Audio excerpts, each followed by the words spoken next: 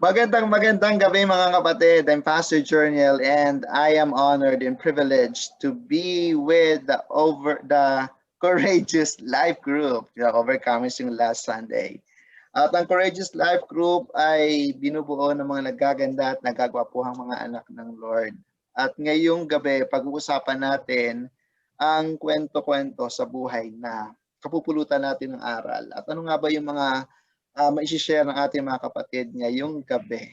Kaya naman, don't forget na mag-tune in dito sa aming live group through Zoom and in this YouTube channel.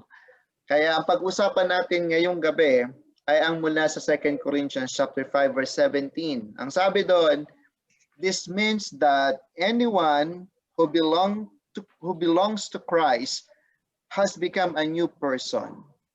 The old life is gone, a new life has begun. Nabanggit niyo na ba mga kapatid ang salitang, I really want to change. So help me Lord. Pag sinabi nating change, para sa inyo, ano yung change? Sino nais magbahagi? Okay, simulan natin kay Brother Cesar. For you, what is a real change? Real change. Siguro po, sa isang simpleng tao, pag sinabi po kasing yung change na sinasabi, kung ano yung mga bagay na hindi na, yung mga unnecessary ba. Pero kung sa spiritual journey na, talaga po kailangan may kahalo ng gabay ng banal na salita para dun sa change na yun, kasi hindi naman po natin kaya na tayo lang sa sarili. Kailangan talaga ng kumbaga nandun na nga po doon sa Christian sabi nga, kung wala talaga si Christ I am nothing. Kaya kailangan po talaga ng change yung nasa atin ang Christ. So yun po yung change na tinatawag. Amen. Salamat sa share.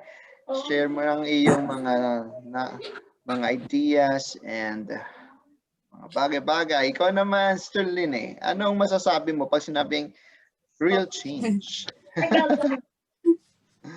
Siguro po, real change is yung changes na hindi lang makikita sa physical mong katauhan, pati yung pinaka-importanting change po is yung within. So yun po siguro yung change na Yes, not just the outside. More importantly ay talagang inside. Yun, natumbok natin. Yes. Yan, rich. For you, what's a real change? Sa akin po, Pastor, as simple as ang change is parang isang, yung halimbawa, sa pag-uugali.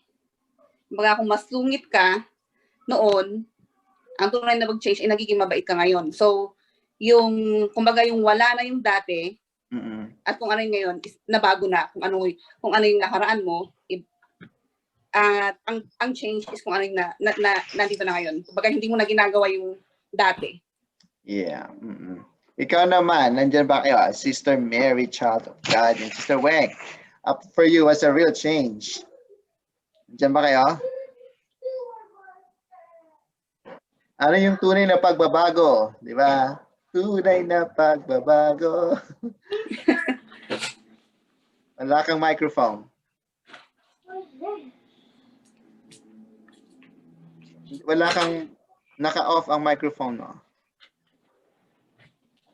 Yan, ganyan po kami, nagpa-practice pa lang. First lang namin ito sa YouTube. Kaya medyo nakalahan kami. Pastor, Okay. ang change po, yung pananampalataya sa kanya. Siguro dati, yung pananampalataya ko sa kanya, yung konti lang ngayon, lalo pang tumibay at nadagdagan pa.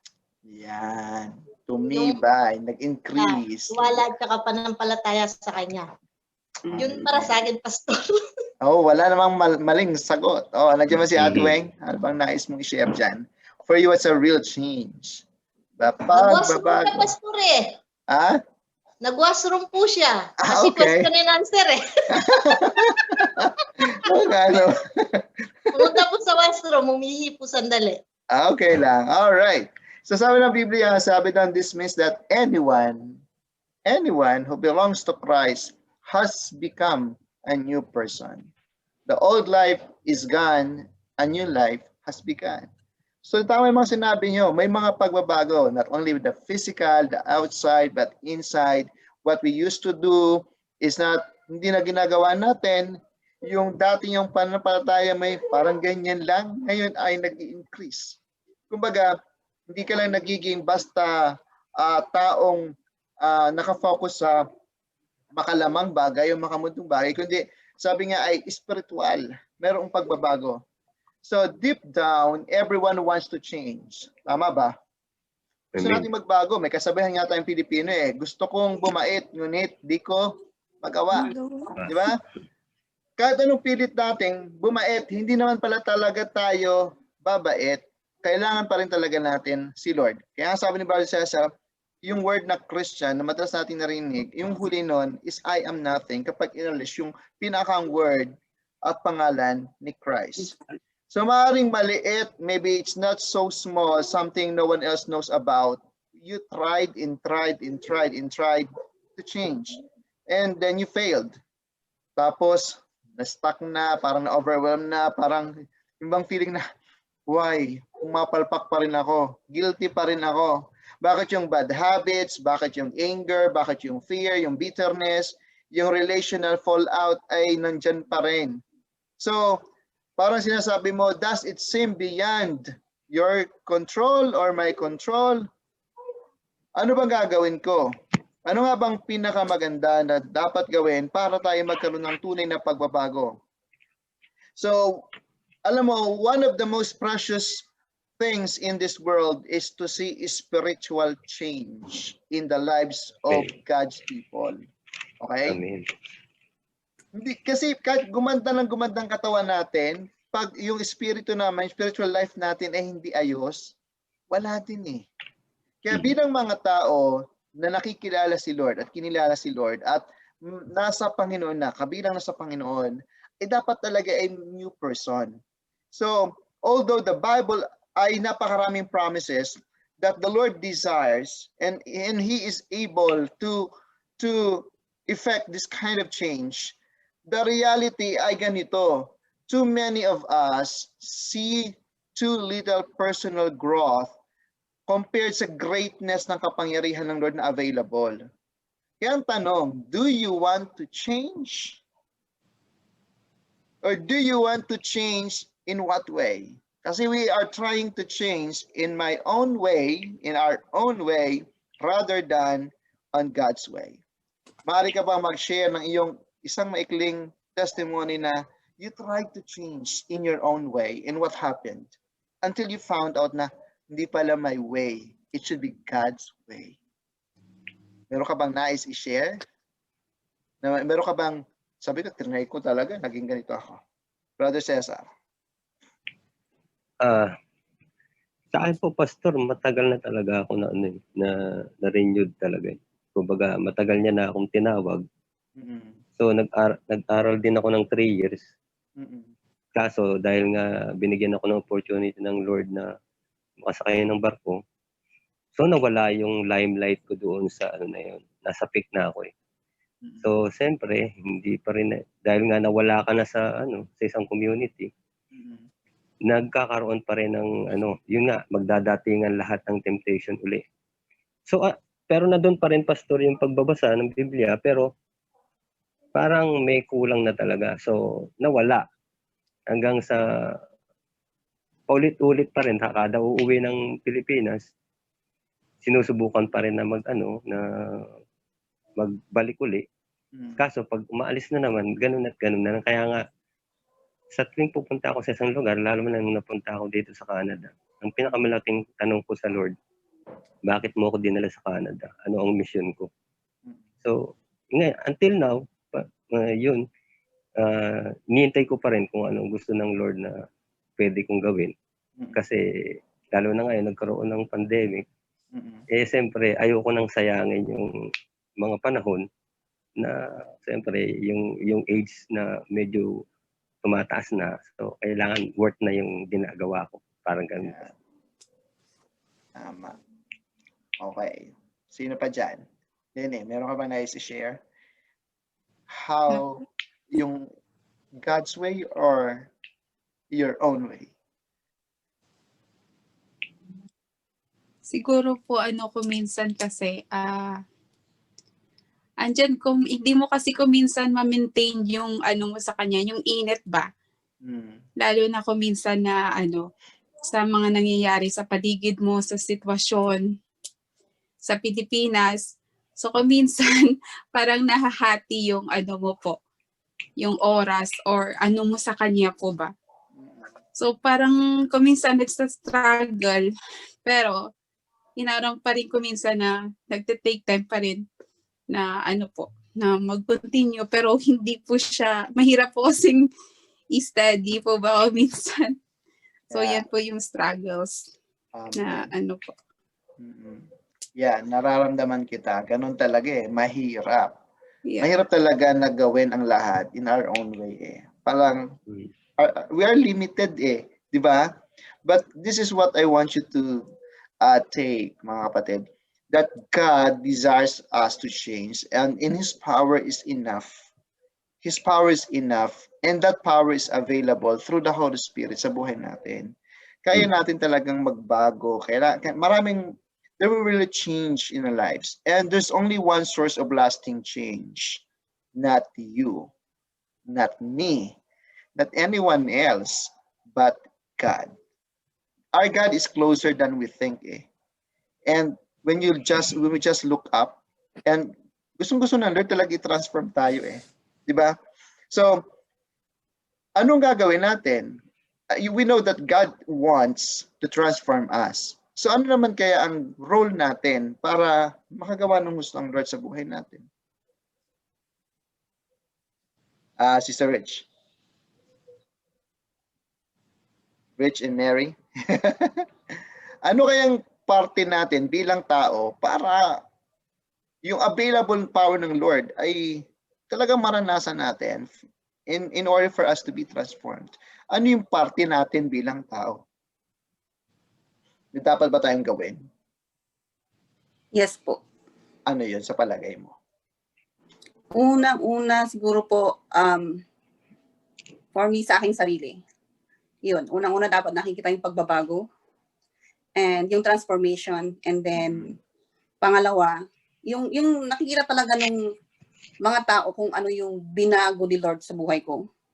And that in that way, pwede mo siyang i-share sa iba para hindi lang sa akin yung transformation, kundi na-share din sa ibang tao. And then God will do the rest. Yes. Sister Mary, Sister Weng, palagay nyo, ano yung role natin bilang tao upang tuluyang makagawa ang Diyos sa ating mga buhay? Diyan ba kayo? Yan. So sabi mga kanina, it's not easy. But there's only one source of this lasting change. At walang iba kundi si Lord. Change is not easy. It's difficult. And sometimes it's painful. The results are phenomenally rewarding and fulfilling.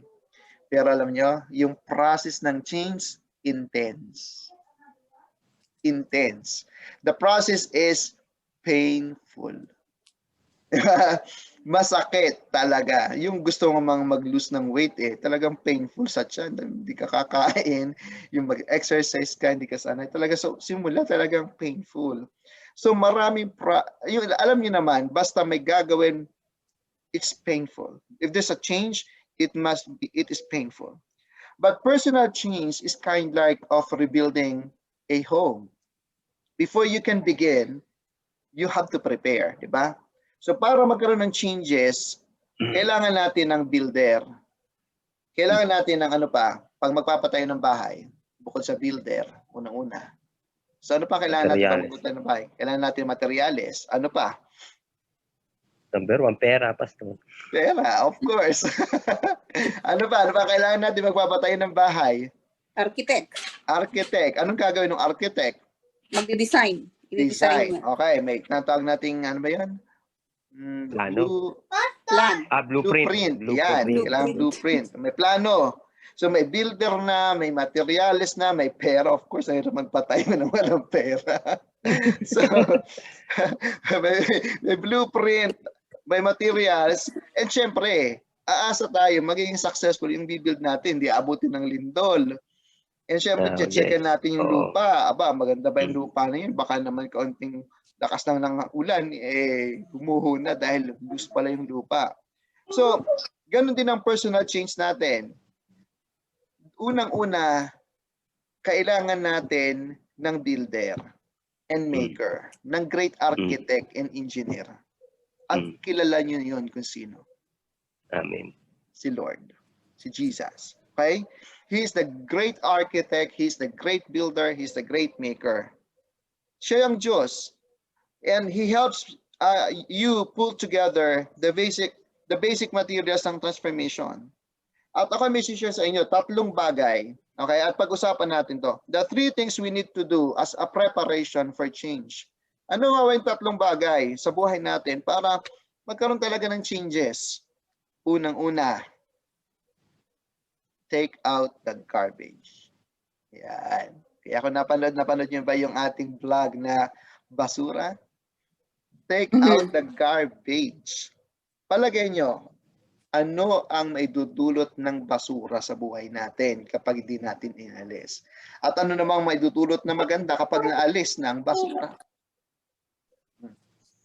Sister Lenny? Pag naalis na po yung basura, maginhawa na po yung maginhawa na po yung pakiramdam. Syempre, maano na po. Malinis na, di ba? Masarap. Malinis, yes. Ikaw naman, Cesar. Yun, mabango, Pastor, kasi pag punong-puno na talaga ng basura, matalat, tapos yun nga, yung maamoy. So, ibig sabihin yung hindi naman literal na maamoy, yung siyempre yung makikita ba sa isang tao yung something na hindi maganda, hindi katulad ng na malinis siya, talagang yung shyness ng Panginoong Jesus ay makikita sa atin kahit nang sa salita natin, kahit sa kilos, o makikita magsishine talaga ang Panginoong Jesus pag tayo ay isang malinis. That's right. Okay, ikaw naman, Sister Mary. Basura. Marami ka na ba tinapong basura? Marami na, Pastor. Oo. Pagpakita ka naman dyan. So, ano kahalagahan ng malinis? Malinis na puso. Okay? Malinis ng isipan. Yung bang walang kalat ng pagdududa, walang kalat ng mga imagination, hindi naman tama. Masarap matulog po. Masarap matulog. Di ba? Yung wala kang kagalit, sarap nun.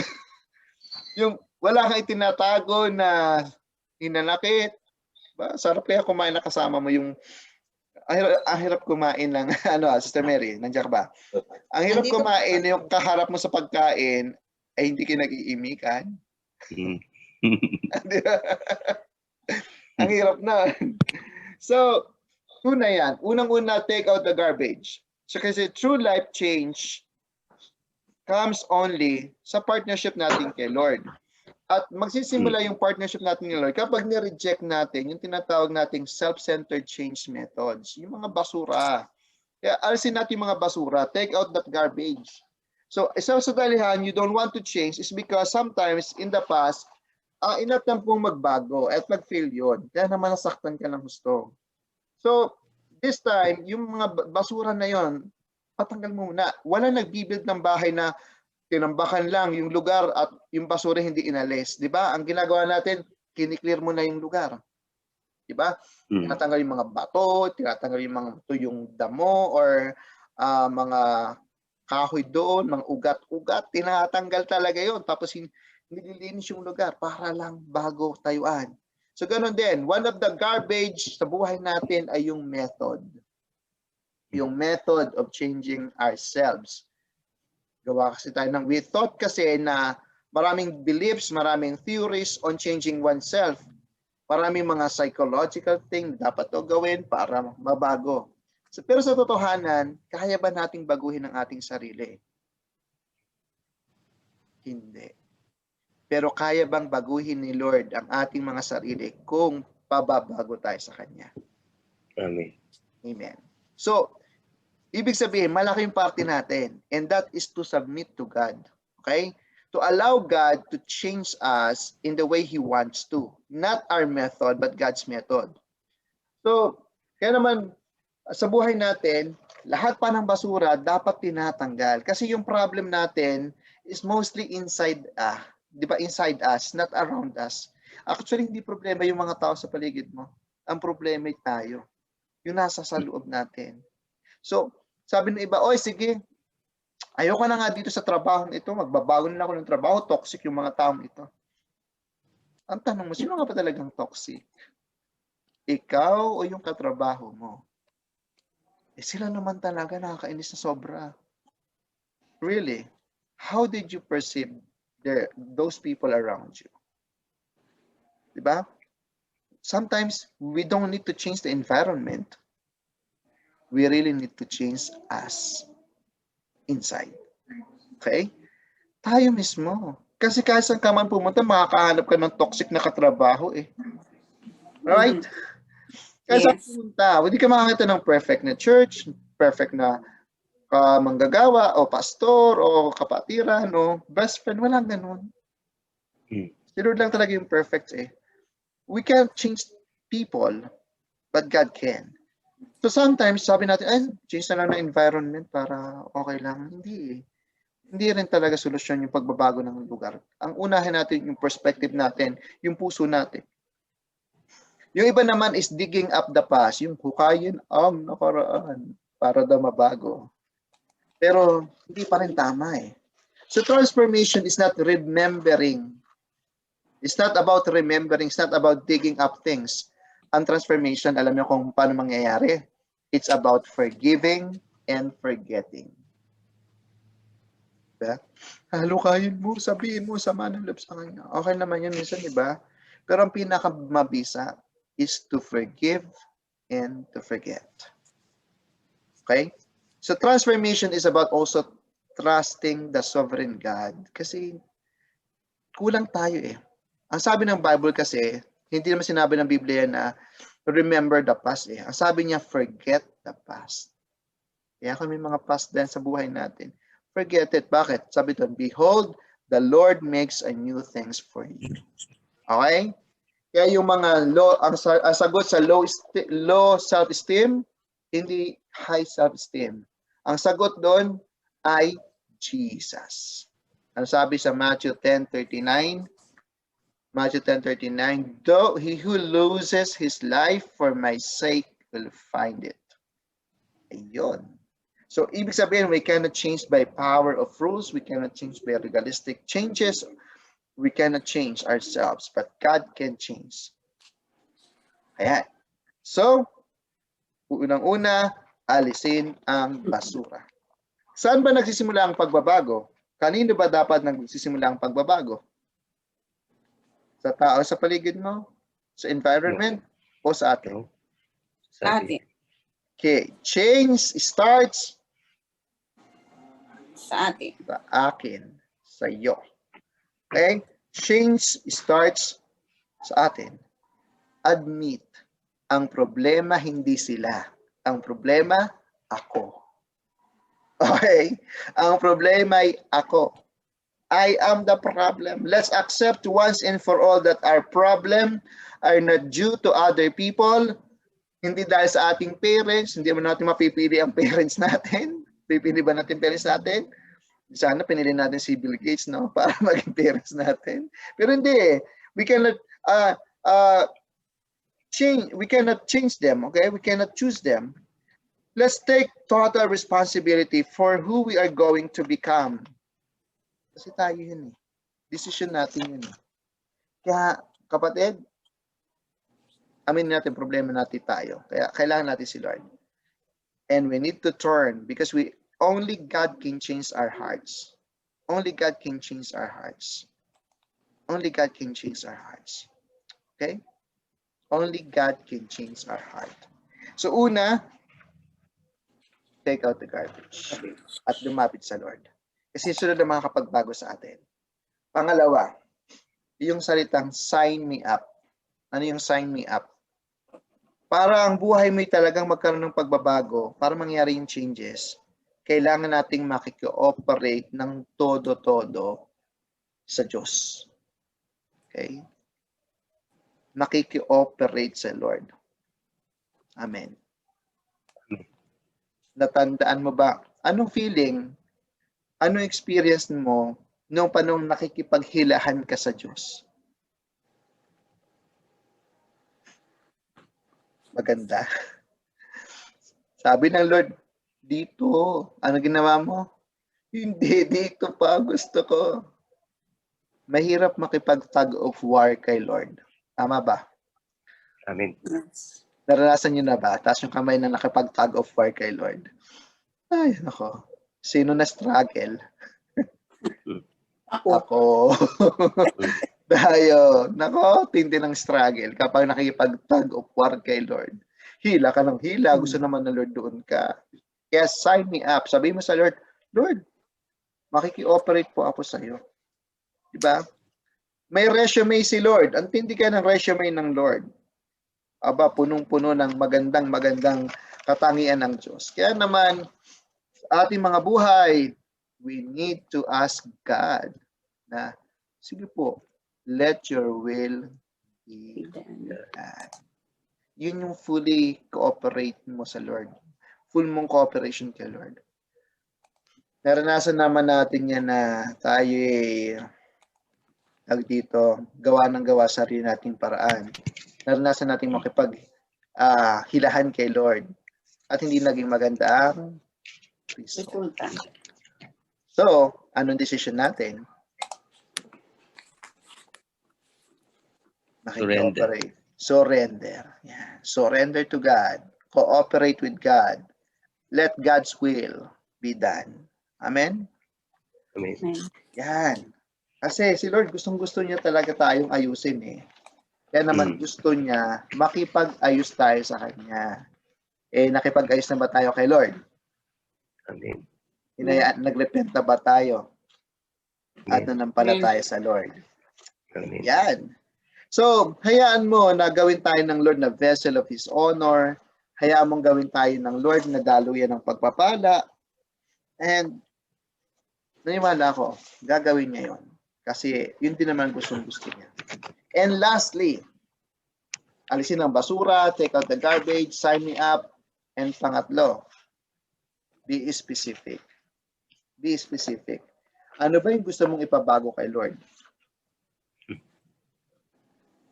Ano bang gusto mong ipabago kay Lord? At kapag sinabi mo, Lord, ito yung babaguhin ko. Hindi ko na kayo tatanong kung anong gusto niyo ipabago kasi naka-YouTube tayo. So, ang nais ko lang sa inyong sarili, ano-ano pa yung gusto mong ipabago kay Lord? Be specific. Ako marami pa talaga napapabago kay Lord. Aminado ako doon, 100%.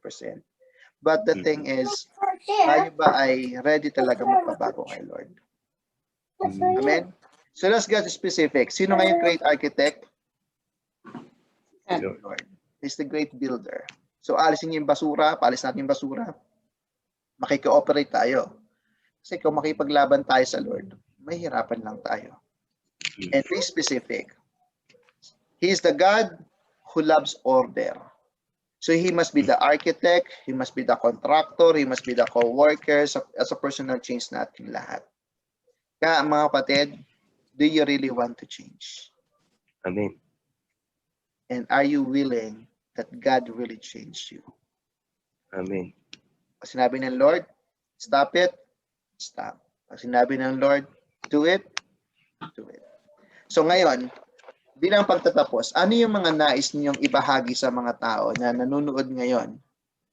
At ano yung ipapayo nila sa inyo na tungkol sa pagpapasakop sa Diyos? How are you going to encourage them? What words of encouragement you will tell them na mas masarap ang buhay kapag na kay Lord? Okay, let's start with Rich. Naku, ako yan. Ulit, Pastor, ano nga ulit yan? Thank Wala. you.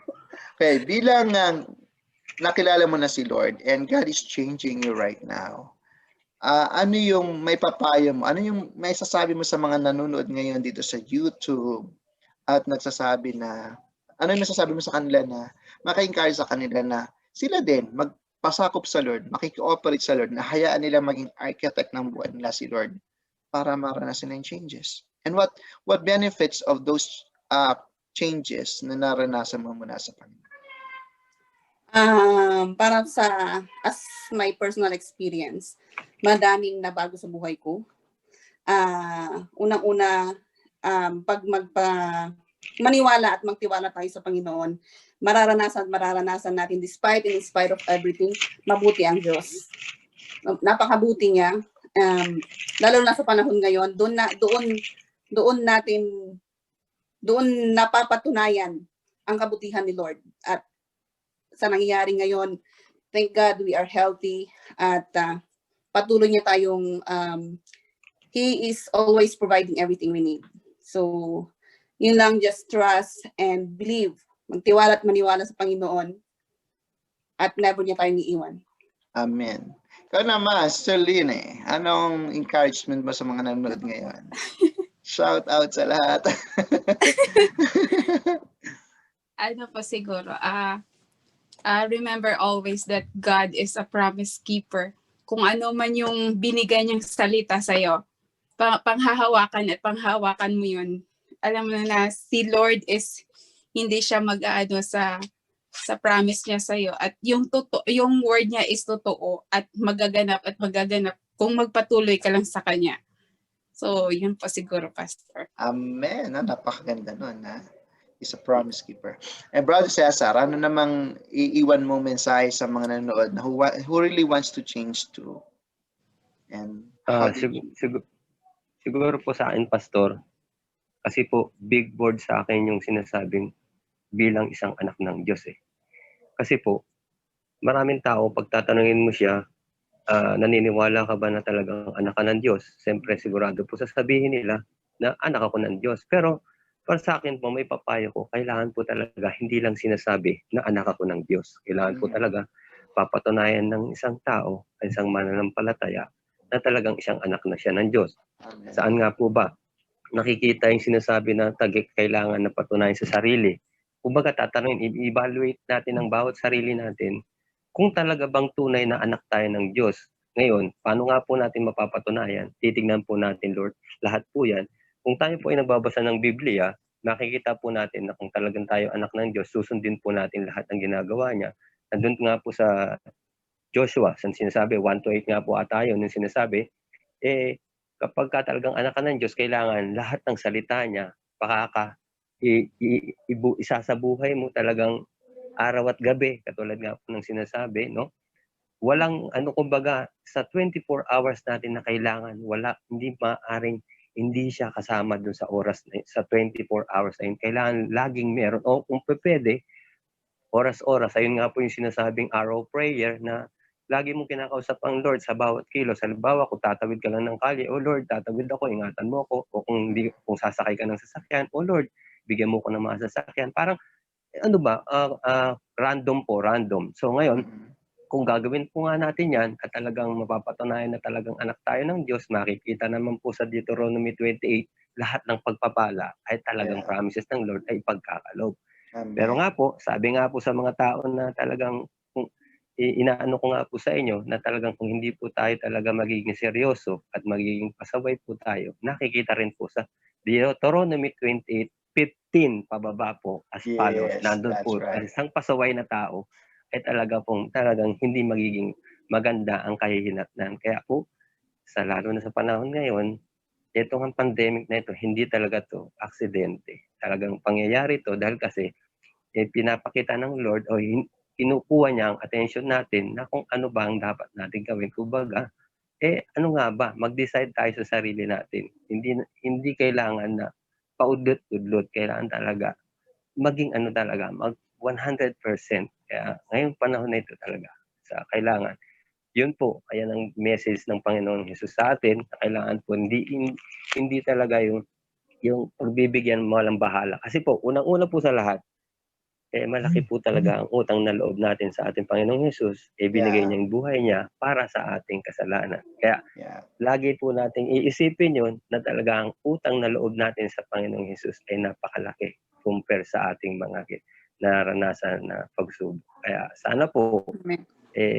lagi nating iisipin yung utang na loob natin sa ating Panginoon kung paano natin siya susuplihan. Yes, salamat sa napakagandang mensahe yan.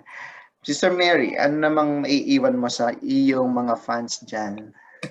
Makita ka naman dyan. Nakikita ko lang gitna eh.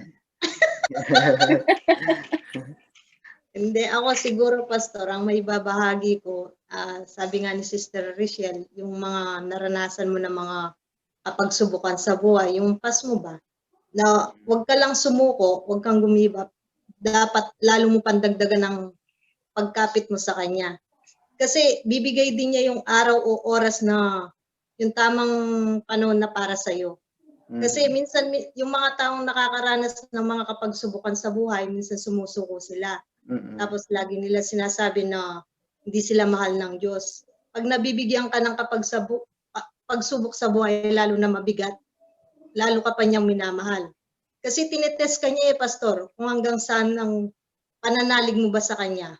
Basta huwag ka lang gumibap. Lalo mo pang ikapit ang pagsampalataya sa Kanya.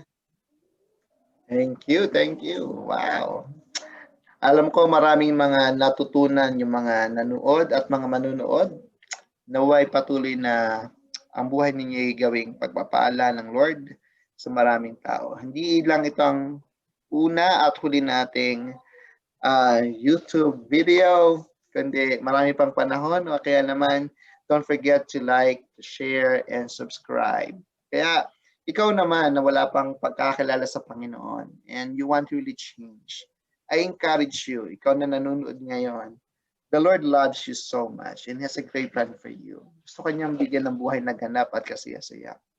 Ang solusyon mo para maranasan yon at magkaroon talaga ng real change ay yung kilalanin mo si Lord bilang Savior in God mo. How?